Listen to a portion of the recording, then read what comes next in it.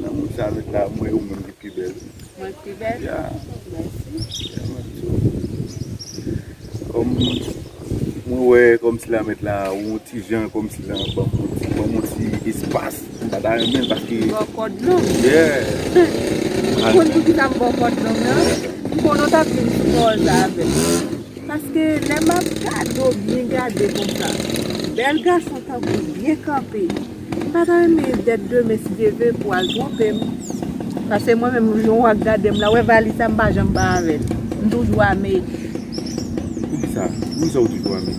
Pou ki sa m toujou ame? Paske koto fon e re ou koshi mwen map tout dreso. Non, chéri, nou pa ka fe violon, se lan mou gen, chéri. Non?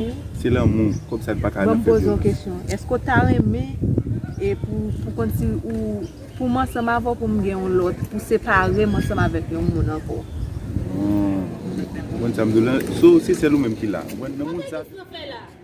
Hey, tu resta? Matan. Koto wa toto fe la? Oui. Depuis matin, je vais tonton. Ou pa wa toto?